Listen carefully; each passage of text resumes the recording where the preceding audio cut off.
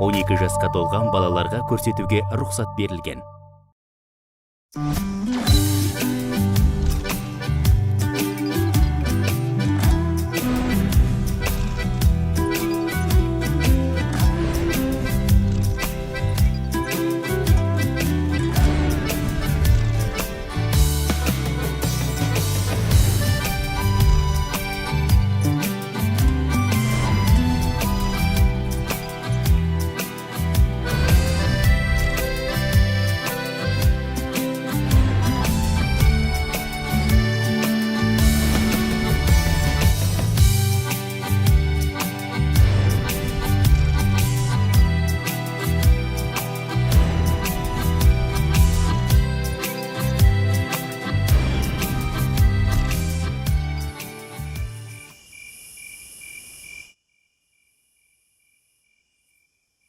Ой, бұл, мен намазымды оқып алайын.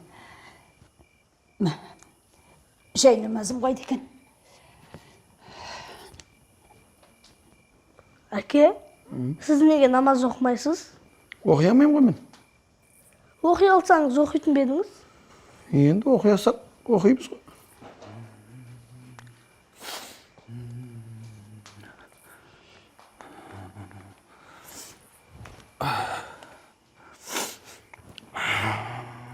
Не жазып жүрсің?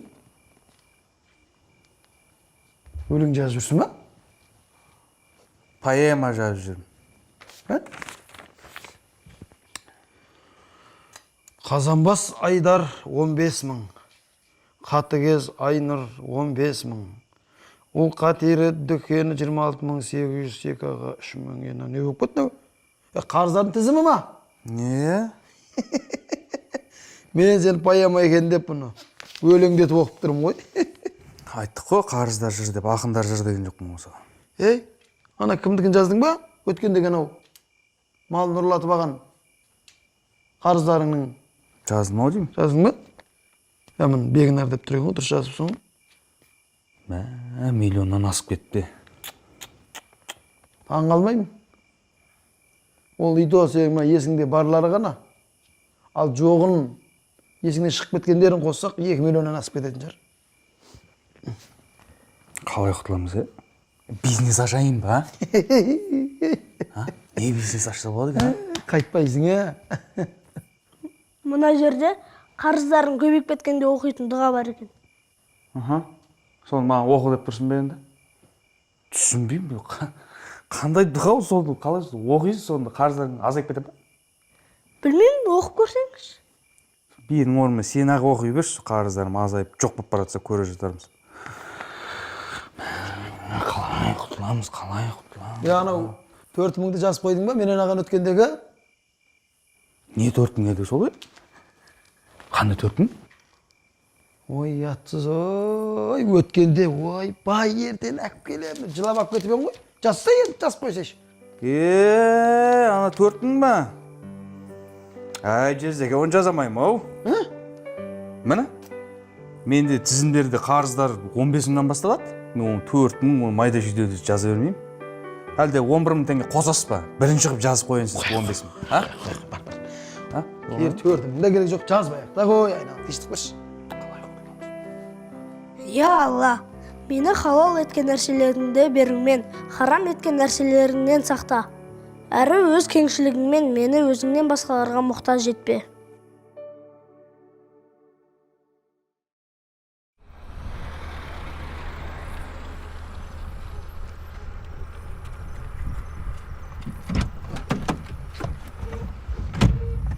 Не болды, жігіттер, тыныштық па? Айда машинаңда. Мен негіз таксист емес едім.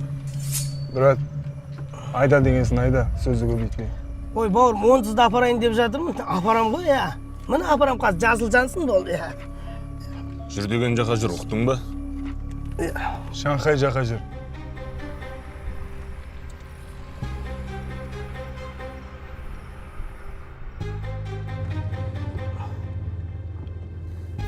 Біткен жерім осы шығар. Қалтадағы 50 мың, сотка, машинаның мафоны, тағы не бар еді? Кетті ғой бәрі, кетті.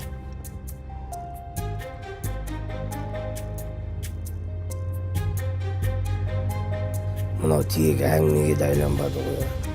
Машинаны резко тоқтатып, телефонды ала сап қашсам, сосын 102-ге хабарлассам.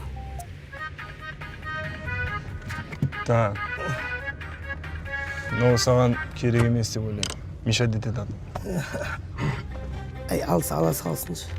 Өзім аман болсам болды. Соткада ақшада табылар. Так, осы жерге тоқта. Осы жерге.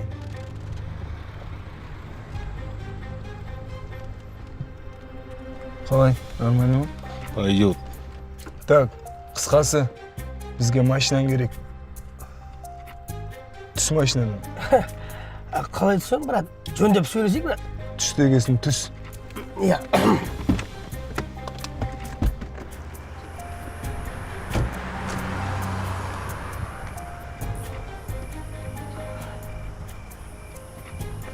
Братан, хотя бы телефон тастап кетіңдерші.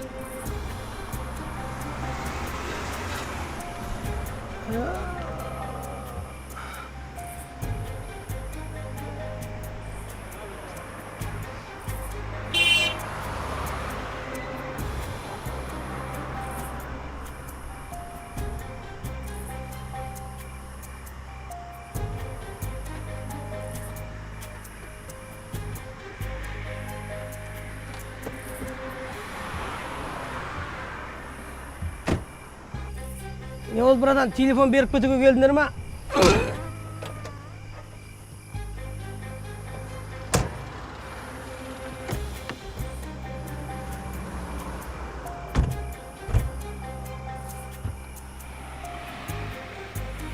Фу, сасығын-ай. Өткенде қой салғаннан кейін жума бердім. Негізі багажник дегенді таза ұстау керек екен ғой. Туй, бір не айтып кеттім, адам өміріне қауіп төніп тұрған кезде. Я Алла, өзің жар бола көр. Я Алла, өзің қолдай көр. Я Алла, құтқара көр. Мынаны неге алып алды жоқ қыл? Қоясың ба? Тастап кетсең тоқылдайды ғой. Ол тоқылдайым деген шаруаны бітіретін еді қой. Бітіретініңе сенімдісің ба? Өтші көзін құртқан жөн. Құда да тыныш. Құдағи да тыныш. Онда құл-құлып базарға сатайық.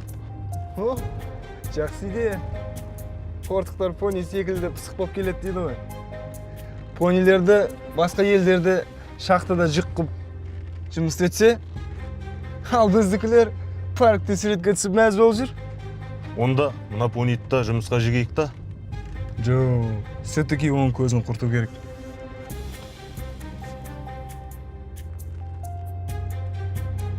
Я Алла, өзің қолдай көр. Я Алла, істеген күнәларым болса өзің кешіре көр. Я Алла, өзің жары бола көр. Өзіңнен басқа ешкімге сенерім жоқ, Алла. Осыдан аман қалсам, Алла тағала, мешітке барам, намаз оқиым, ораза ұстайым, Алла. Өзің жары бол, өзің құтқара көр, я Алла. Өзіңнен басқа сенерім жоқ, Алла. Құтқара көр, Алла.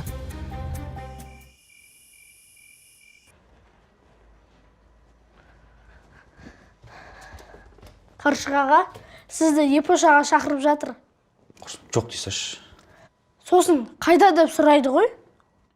Қайда деп сұраса, сіменде деп айтты. Ой, сосын 10 өтірік айту керек болады. Шыға салыңызшы.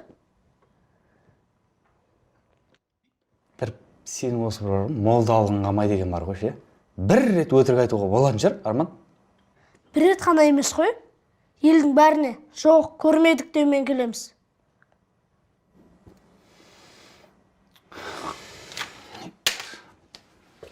Мен ешкімнен қашып жүрген жоқ. Жұмыс істеп жатыр едім, қолым босамай жатыр. Шықсақ, шыға салам.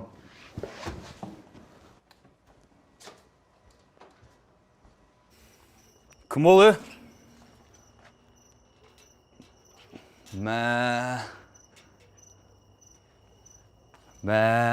Епош, братан, сен реально ят болды. Ят болған ұқсамайды, қашып жүрсің ғой. Ялғамыздан қашамыз, бет жоқ та просто, братан. Ойымда тұрсын. Бірінші өші сен қарызын қайтарам. Қашан? Қашан қайтарасың? Келесі жұмада. Міне қол, еркекше, братан. Келесі жұма деп айтқаныңа сенің бір жұма өтті ғой. Өткен жұмада айтып едің ғой, келесі жұма деп. Өгізде еркекше деген жоқ ма? Осы жұмада еркекше қайтарам, братан. Еркекше ма? Еркекше. Жарайды. Телефон қосып қойса одан кейін. Қосам, братан. Еркекше қосам. Қосам дейсің, әлі қосқан жоқсың.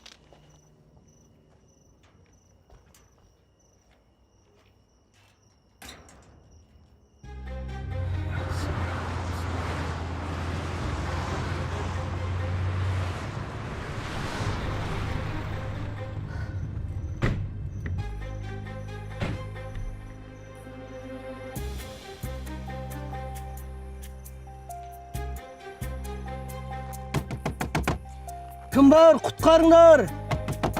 Кім бар, құтқарыңдар. Кім бар осы жақта? Мен багажниктен, құтқарыңдар.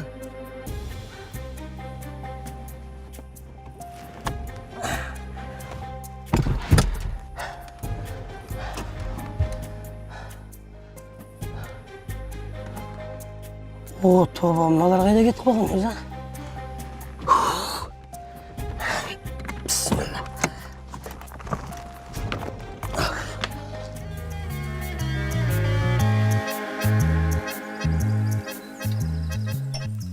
Айтпақшы, ана Бақытқа звондадыңдар ма? Я сөйлестім. Шеберіңдер кеш келем деді. Айттым ғой. Ол мектепке бармаса, ана мектеп құлайды. Сосын ол күндіз барып тіреп тұрады. Мына інісі барып кешке тірейді. Жалпы біздің мынау ынтымақ орта мектебі осы ағайынды Бақыт Қаршыға Ермекбаевтардың арқасында аман тұр. Осылар болмаса мектебіміз опырып түсіп қалуы мүмкін. Не жүрсен мынау? Балалар әлі мектепке де барған жоқ. Кешке дейін жұмыс істеймін деп. Жа енді. Бір жұмысы шығып қалған шығар. Ой. Жаңа оқу жылы басталғанда осындай қарбалас болатын әдеті ғой. Шайларыңды ішіңдер. Не қылсын? Мейіргүл, осы сенің тосын кересінен қорқатын болдық қой. Тыныштық байтөбер. Қорқпаңыз. Бұл жолы алуға емес беруге келдім. Жаңабай өткендегі мына екі бизнесмен кәсіпкер ұрланған қойлардың ақшасының жартысын беріп жіберді. Маған ба? Мырзашқа иелеріне берсін дейді. Неге жартысын? Жартысын құда бала төлейді деді ғой. Кеше жылатқанның ана баласының 3 жасар тойында маған бір кемпір сенің келіннің інісі біздің балаға бір қой қарыз екен. Соны қайтарсын дейді. Ай, мен еш нәрсе білмеймін. Өздерінен сұра, балалардың өздерінен сұраңдар деді. Құдай ай. Ой, тобай. Көшеде мені жүргізбей жүргендері азда, енді сізден сұрайтын болған ба олар? Ой, жездеке қойыңыз, қайтарамыз дедік қой.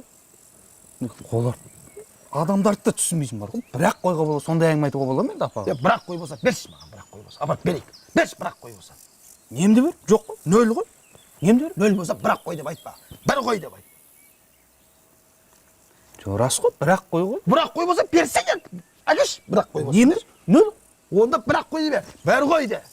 Бір қой де. Бір қой. Бере алмай жатырмын бір қойды деп айт. Бірақ қой деп айттық. Бірақ қой болса, берсең енді. Жа болды қойыңдар енді. Артында бір дей жоқ, бірақ қой деп. берсең бірақ қой болса, әкел. Қойш, жездеке сіздікі дұрыс. Қойш. Маған қадалып қалдыңыз ғой таңертеңнен бері. Бірақ қойға болса, сонша әңгіме айтқаныңыз. Бірақ қой болса, берші. Немді берем. Жоқ қой, нөл қой. Онда неге бірақ қой дейсің сен? Қош, мырзаш, болды. Ай, Болды, қойындар. мыналарға не болған ей? Апа, менің не кінәм бар? Болды. Қаршыға.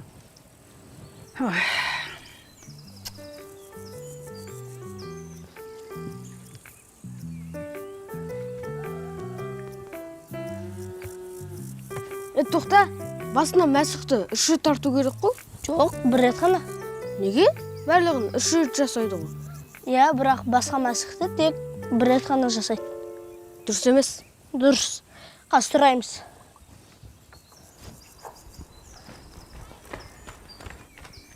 Әке, сіз дәрет алуды білесіз бе? Енді білмегенде. Дәретпен отырып қой. Мен қазір айтам, сіз тыңдап отырыңызшы. Бірінші қолды 3 рет шаямыз. Иә. Одан кейін ауызды шаямыз. Дұрыс. 3 рет онтта. Дұрыс па? Дұрыс. Кейін мұрынға суды 3 рет тартып, онтта шаямыз. Дұрыс па? дұрыс қой, сондай ма? Дұрыс. Иә. Ей, қап мына, қу жіберсін аларды. Сиыр кіріп кетеді, бақшаны таптайды, дәретті сосын. Жүгірді тез. Кіп кішкентай болып осының бәрін қайдан біледі, ей? Біледі. Атасы үйреткен. Одан кейін мына мешітке барып үйреніп жүр. Аптасына 2 рет мешітте балаларға арналған дәріс бар. Сонда Құран оқуды үйренеді. Мешітке Иә, мешітке. қойыңыздаршы. Мешітке кішкентай ғой әлі. Бала ғой. Қандай күнәсі бар Құран оқып, намаз үйренетіндей. Соны айтып түсіндіре алмаймын ғой. Қандай күнәсі бар деп. Кішкентай бала ғой әлі. О, мен де намаз оқимын. Әкең өмір бақи намаз оқып кеткен. Иә. Сонда біз шал екеуміз күнәһар болғандықтан намаз оқиды екенбіз ғой, Ал сендер тап-таза болғанса намаз оқымайды екенсіңдер ғой, Жоқ, енді сіздер жастарыңыз келді, үлкенсіздер ғой. Ол әлі бала. Баланың балалығын ұрлап жатқан жоқсыздар ма? Ұрлап жатыр. Қинап, мешітке жіберіп оны. Олар ешкім қинап жатқан жоқ. Ешкім қинап жатқан жоқ. Өзі жақсы көрген екен, өзі барады. Онысында жастайынан жүрегіне имандылық орнай берсін, сіңе берсін деп жіберіп отырмыз. Уақыты келеді ғой, кейін ақ. Бізде Құран оқымай-ақ өстік қой. Басса ешкімнің ала жібін аттамасаң болды емес пе? Сенің заманың бөлек заман. Қазір қандай заман? Қазір заман басқа. Қазір мына әлемді жер бетін арсыздық деген жайлап тұр. Білесің бе сен? Ел қазір сомен күресіп жатыр сол арсыздықпен. Қазір ұят болса ұят бола берсін деп интернетіңде неше түрлі бәлеге толып жатыр ғой. Бала бұзылам десе көшеге шыққан жет емес. Бөлмеде отырмақ бұзыла береді. Сондықтан олардың жүрегіне иман ұялату керек. Әке-шешем көріп тұрмаса да Құдай көріп тұр. Құдайдан ұят болады. Алладан ұят деген имандылықты жүрегіне сіңірмесе әлден. Ерте қиын болады ол. Барсын, бара берсін мешітке. Не болыпты? Иә. Сен ұятты айтасың. Ал кеше мынау Есеннің немересі 8 жаста ма, 9 жаста ма сандуғаш бірдеңе деген екен. Өлем деп шығыпты. Әсет па? Иә, әсет. Ал сендер өлім жітімді кезінде көрмей өстіңдер. Көрмедік қой, әлі жүрік қой. Ал мыналардың көргені азаннан кетіп кешке дейін ұрыс керіс, атыс, шабыс. Бұларға адамгершілік, ата-ананың қадірі, өмірдің қадірі, жауапкершілік деген әңгімені оңайлықпен әсер ете қоймайды. Егер жүректерінде бір сенім болмаса. Мырзаш, өзің намаз оқуды бастадың ба? Жоқ маған да. Иә, Құдай қаласа. Дайындалып жатыр, үйреніп жатыр. Әке, бірдеңе сұрай салайыншы. Басқа мәсікті қанша рет тарту керек? Басқа ма? 4 рет шығар. 4 рет. 1 рет қой. 4 рет шығар деп айтып жүрмеңдер. 1 рет. 1 рет тартасың. 1 рет. Иә. Айттым ғой саған. Ой, екеулерің келісіп алғансыңдар. Жүр Құспан атадан барып сұраймыз. Содан бір есін жинасам багажникте жатырмын ғой. Сонда өмірімде бірінші рет сәбит бар ғой. Спортпен айналыспағаныма өкіндім ғой. Аналарды ұрып талдыратын ба? Жоқ, спортпен айналысқаным да бар ғой. Қарым болмас еді, багажникте де емін еркін жататын едім да. Содан өз анау Аллаға жалбарына бердім. Мына құлап баратқан самолеттің ішінде атеист болмайды деген бар ғой.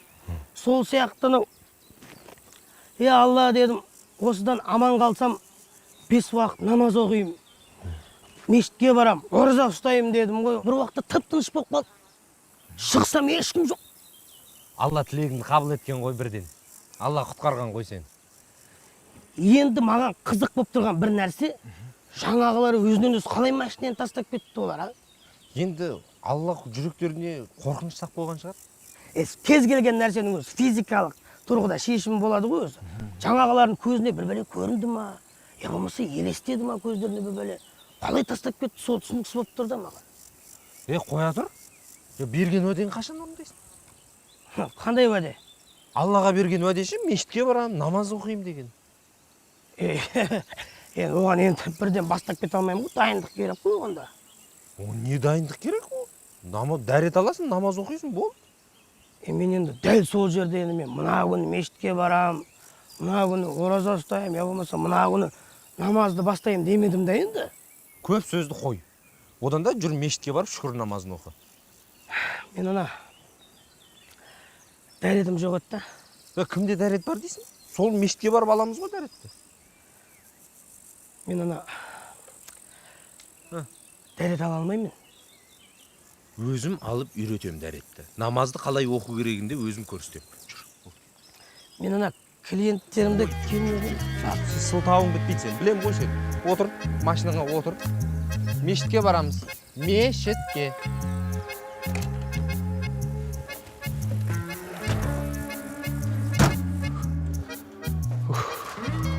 Салмас барында сіз. Саламатсыз ба? Бір мұздай суыңнан бар ма? Шөлде өлдік қой. Мұздай су бар, бірақ саған сатпаймыз. Алдымен қарызынан құтыл, сосын сатамыз. Жоқ, қарындас, сен мені дұрыс түсінбедің ғой, мен сенен қарыз алайын деп тұрған жоқпын. Құдайға шүкір, ақшамды бар қалтамда. Дүкеннің жартысын сатып алайын ба? Қанша керек? Міне, айтсай. 5, 10, 15. Бәрібір сатпаймыз. Қарызды қайтарған соң бірақ аласың. Ой, сатпасаң, сатпай-ақ қой, сенікінен басқа дүкен жоқ па не? Немене күліп тұрсың сен? Күлкілі болған соң күліп тұрмыз. Жарайын ба тұрған екен.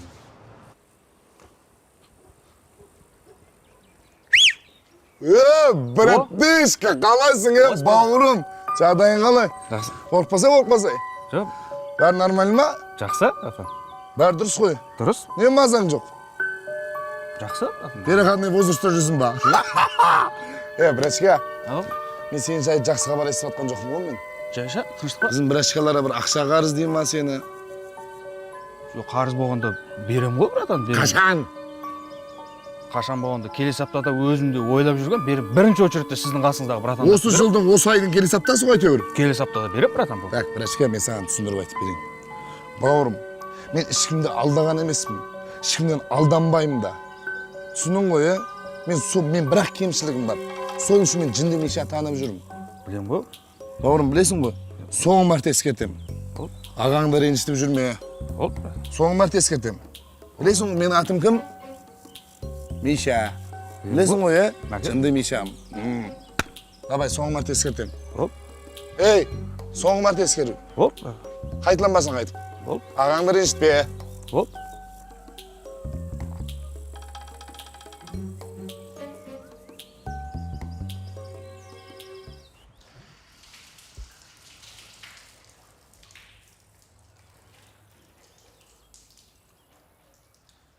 Енді оң аяғыңды шүрет жүр. Оң аяғың деймін, оң аяқ. Мен ана футболда сол аяқпен ойнағаннан кейінше оң аяқпен сол аяқ шатастыра берем да. Одан емес ол. Сен әлі өзің оң соңын танымаған адамсың ғой. Енді сол аяғың шүрет жүр. Болды. Міне, бар болған сол. Оп-оңай жүріп кеттіген намаз оқимыз. Ойласы болда батыр. Сәбит, постоянно тек маған ғана отыратын бір клиентім бар еді да, сол звондап жатыршы. Сәбит, бармасам болмайды. Келесі жолы міндетті түрде оқимыз.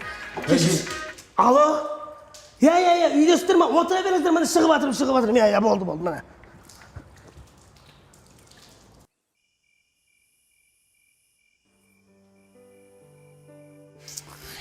Қарызға баттық қой, не істейміз енді?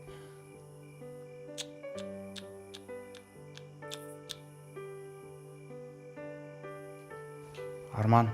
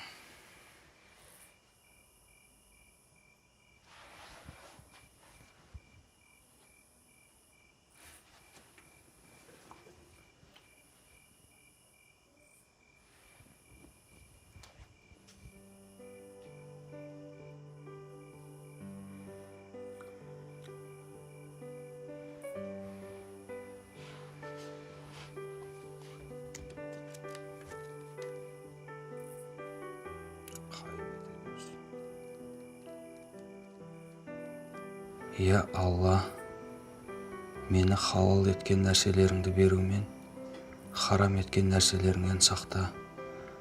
Әрі өз кеңшілігімен мені өзіңнен басқаларға мұқтаж етпе.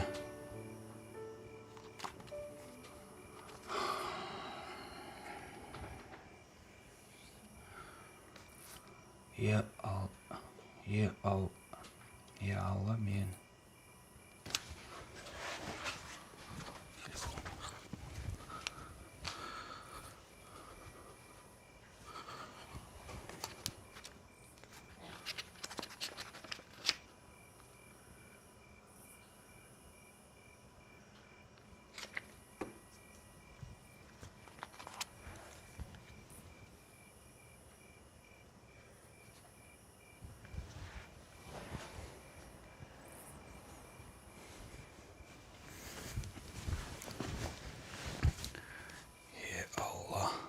Мені халал еткен нәрселеріңді берумен, харам еткен нәрселеріңнен сақта. Әрі өз кеңшілігімен мені өзіңнен басқаларға мұқтаж етпе. Я Алла, көмектесе көршісің.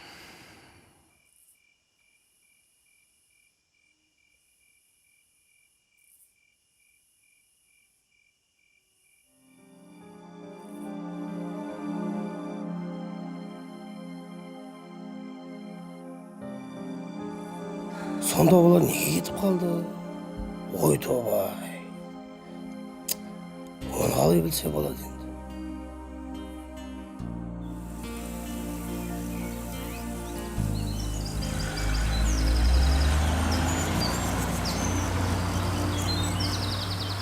Не болды бүгін ерте шығыпсың ғой? Таң намазына тұрдың ба?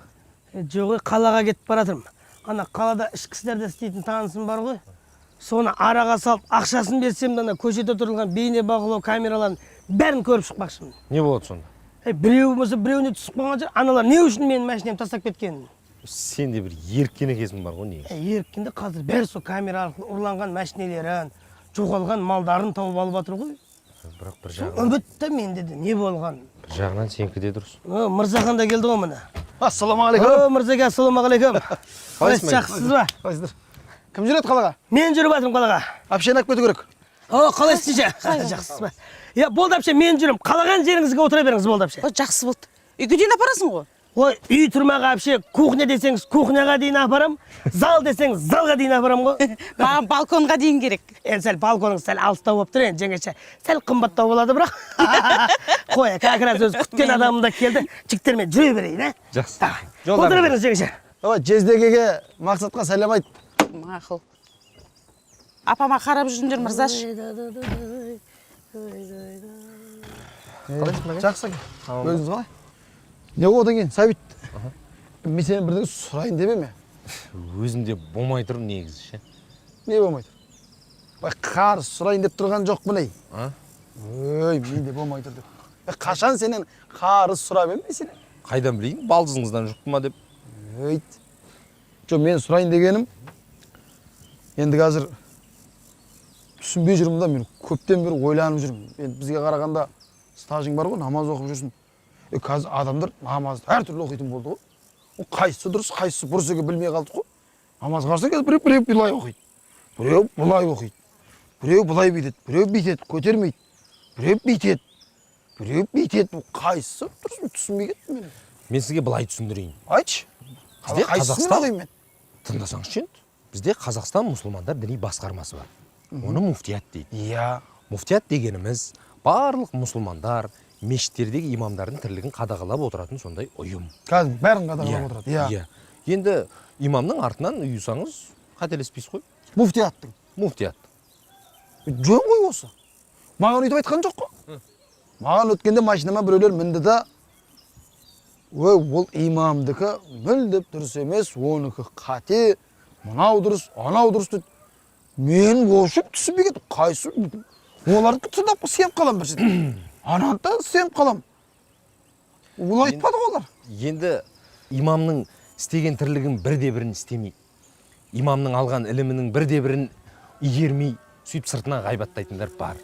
Бірақ енді көпшілікпен, жаңағыдай жамағатпен бірге имамға үйіп намаз оқысаңыз қателеспейсіз ғой. Жамағатпен. Жамағат. Имамға муфтиятқа үйі керек қой, жалпы. Дұрыс айтасыз. Мынауың жөн енді. Дұрыс. Міне. Болды, муфтият бекітті. Соған үй сақ болды. Болды. Бұл қойға қонымды әдеп нәрсе. Рахмет. Осы ғой сұраймай жүрген. Бопты, давай, мақ. Осындай нәрселерді сұрап тұрыңыздаршы менен. Болды, рахмет, Сәбит. Жақсы, жолыңыз болсын. Клиент шықты ма? Иә. Вот. Алла, мені халал еткен нәрселеріңді берумен, харам еткен нәрселеріңнен сақта. Әрі өз кеңшілігімен мені өзіңнен басқаларға мұқтаж етпе. Алла, мені халал еткен нәрселеріңді берумен, харам еткен нәрселеріңнен сақта. Әрі өз кеңшілігімен мені өзіңнен басқаларға мұқтаж етпе. Жаратқан Алла, көмектесу көрші өзің, Алла.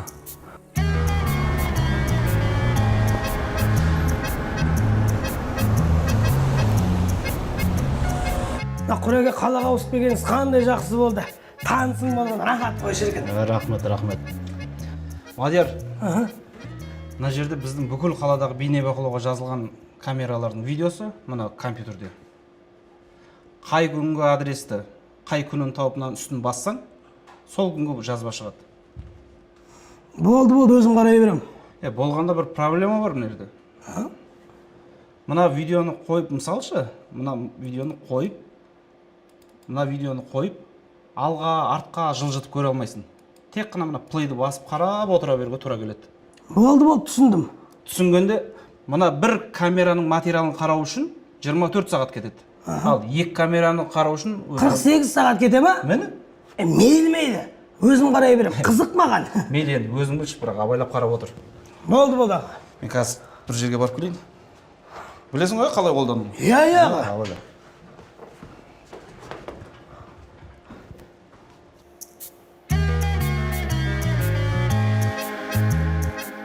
Бақыт, намазды бірге бастасақ қайтеді осы? Ойбай, мен жұмыстан қолым тимейді ғой, Мырсахан. Қойшы немеге тимейді ғой? Бәрі уақыт кеп тұр ғой. Таң намазы бірге тұрамыз. Үйде оқисың.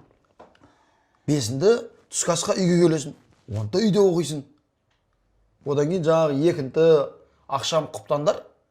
Кешке үйге оқисың. Бәрін уақыттар кеп тұр ғой. Ал тастап кетсем ше? Күнә болмай ма? Сен тастама? Немеге тастайсың? Ал, бастамай кетсең күнә болмай ма не? Молдалар айтқан, тастап кеткенмен бастамай жүргеннің күнәсі бірдей болады деп. Көрдің ба?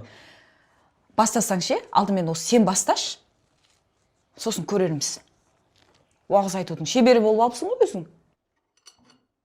Ой, бастасақ, бірге бастасақ оңай бола ма дегенім ғой енді менің. Бастайым ал. Не бопты сонша? Бастайым, азанда бастайым осы. Баста? Таң намазына оят деп бастайым, оқиын. Бопты. Көрейін. Көрейін менде, басташ кәні. Оят işte мен, оятсаң. Оятам? Оятса енді. Оятам. Болды, көреміз.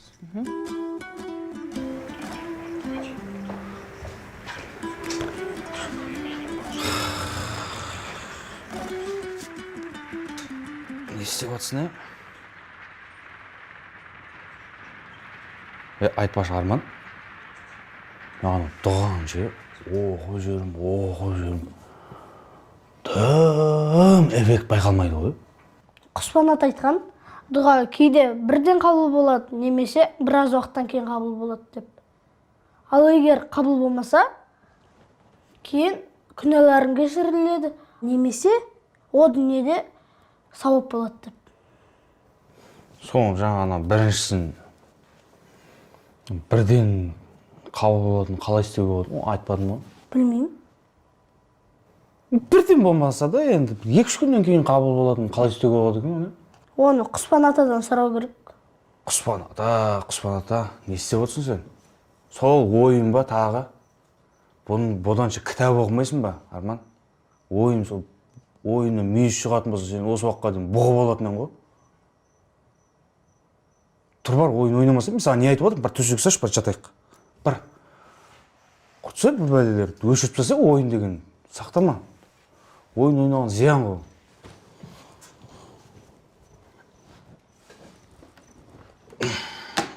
Маған болады, мен мектеп оқымаймын ғой, сабаққа дайындалмаймын ғой.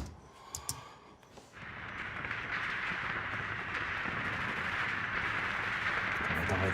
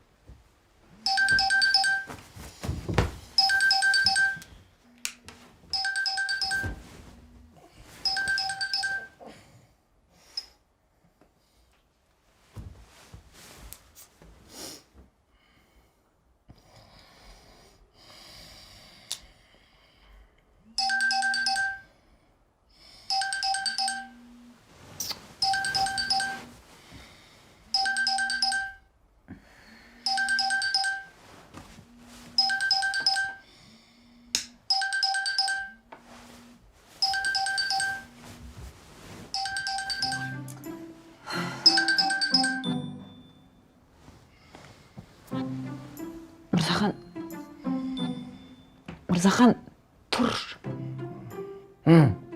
Сен таңнан бастап намаз оқимын деп едің ғой, тұр. Таң атта тұр.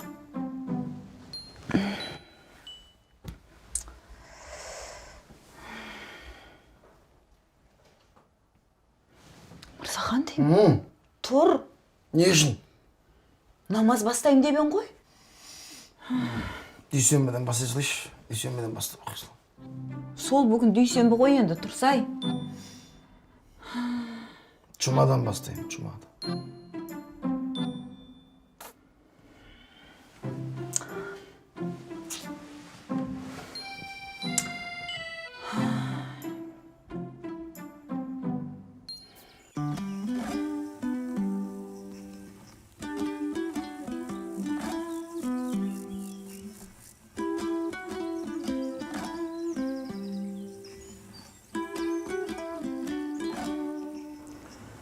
Негізі балам, дұғаның тез қабыл болатын уақыты, мекені, мезгілі болады, шарттары болады оның. Мешітке келіп, дәретіңді алып, намаздағы тұрған жасаған дұға, сәждеде жасаған дұғалар тез қабыл болады. Одан кейін азан айтылып, бола салысымен жасаған дұғалар қабыл болады балам. Егер аузың ораза болса, ауыз ашқаннан кейін жасаған дұғалар қабыл болады. Ол үшін ішкен тамағың таза болу керек, адалас болу керек. Сенің аузынан шыққан сөздерің бәрі жақсы сөз болу керек. Егер сенің аузыңнан ақ ет кіріп, көк ит шығып жатса, ондай ауыздан шыққан дұға қайтып қабыл болады балам. Дұрыс айтасыз ата. Бір нәрсе сұрасам бола ма сізден? Сұра балам, сұра. Анау садақадан түскен ақшаңыздан кішкене қарыз бере алмайсыз ба? Ой, балам-ай, ол мешіттің шығынын жабуға да жетпейді ғой. Дәретің бар ма еді? Намаз уақыт болып қалыпты, намаз оқиық. Мен дәретім жоқ. Онда дәрет алып келе ғой тез. Тез дәрет алып келе ғой.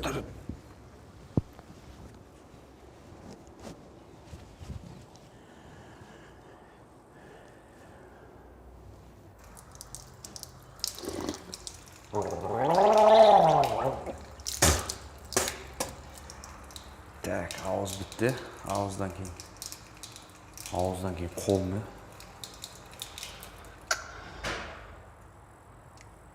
Мен әлі дайын емес екен.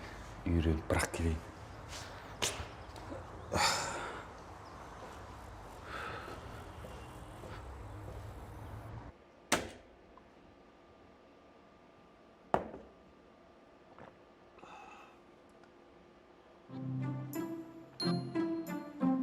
Міне, менің машина, міне. Шынымен менің машинам бе?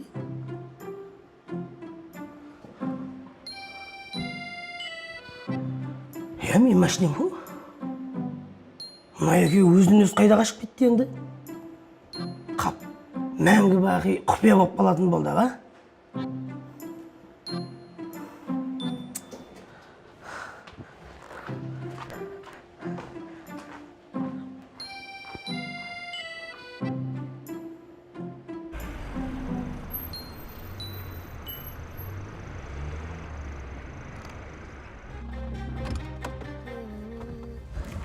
Жігіттер, Тағы сен ба? тағы сендер ма? Вот совпадение. Алдыңғы жолы бізде оңай құтылып кеткен ең, бұл жол точно құтылмайсың. Бас давай. Болды. Только не в багажник, қарным сыймайды екен. Мынауың күшейіп апты ғой. Біз саған клоун емеспіз. Айда, бас газыңды. Болды, жігіттер, иә. Жігіттер, ремен тағып аласыңдар ма?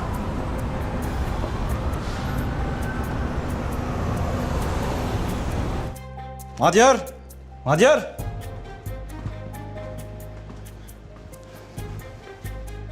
Шындымай? Кетіп қалған емес?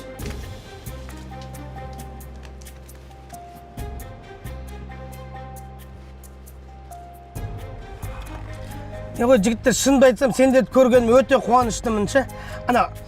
Не айтсаңдар да орындаймын. Бірақ, бір сұрағыма жауап беріңдерші. Ал, сұра. Өткенде машинаны не үшін тастап кеттіңдер? Шутка ма, не ол? Брат, тек шындарыңдай жауап беріңдерші. Мынау күшейіпті ғой, Айта сал, өлетін адамның өтінішін орындау керек дейді ғой. Короче, алдыңғы жолы біз сенің машинаң бір тірлікке бара жатыр ек. Разборкаға.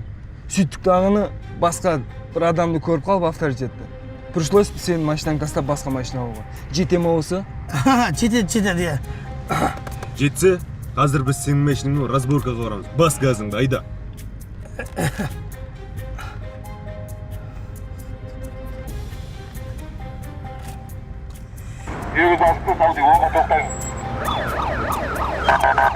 Қапат деген ай. Тоқта осы жерден, шетке тоқта. Қайдан ғана шықтың аған? Шетке тоқта. Осы жерге тоқта дедім саған. Кетті тез.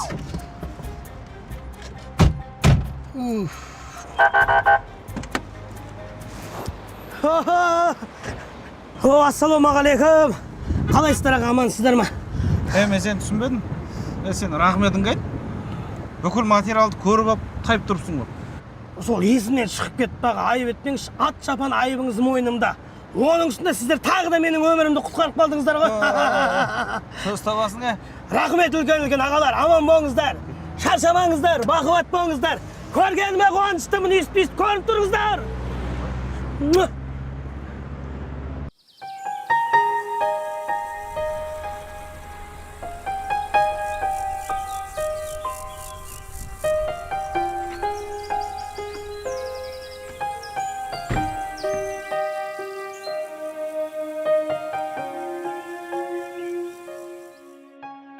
Балаларым, сендерді құрлықта да, теңізде де ерсілі қарсылы жүргізіп жүрген бір Алла. Егер бір ашық теңізге шығып, сол теңізде бір мамыражай уақытта қатты дауыл тұрып, таудай толқындар кемені басып қалу қаупі тұтылғанда, сол нәрседен аман-есен құтылу мүмкін емес болған жағдайда ғана біз Алланы хақтың мойындап шын жалбарына бастаймыз. Алла тағала, осыдан аман-есен жағаға шығарсаң, саған шүкіршілік ететін құлдардан боламыз дейміз. Делінген Жүніс сүресінің 22-ші аятында. Ал Исра сүресінде былай дейді. Алла тағала адамды құрлыққа аман-есен жеткізген кезде, одан сырт айналасыңдар. Адам баласы сондай жаратылыс, басына қиындық түскен кезде ғана Алланы еске алады. Рахметі жоқ, ұмытып кетеміз. Ана орыстардың сөзі бар екен ғой. Құлап баратқан самолетте атеист болмайды, дей ма? Сол сияқты қиындық қалай басымыздан өтіп кетеді, бірден ұмытып кетеміз. Ал балаларым, қиындыққа сабыр керек, қуанышқа шүкір ету керек. Алла тағала осы нәрсені есімізге түсіріп тұру үшін бізге намазды парыз қылды. күніге 5 уақыт намазды парыз қылды. Кейбір ағайындар ойлайды, 5 уақыт намаз оқы, менің уақытым жоқ деп. 5 уақыт намазға бар жоғы 1 сағат уақыт кетеді.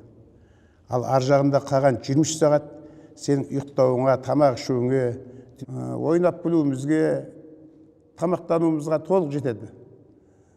Осы нәрсе естен шықпай, осы нәрсені ойланайық балдарым. Сондықтан балаларым намаз уақыты болып қапты, сол намазды орындауға тұрайық. Кәнеки, бисмилля.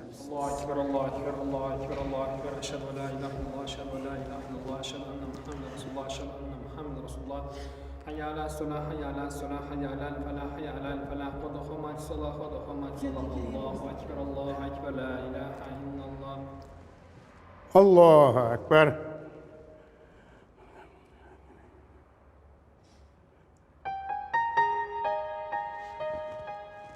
الله أكبر سمع الله لمن حمده الله أكبر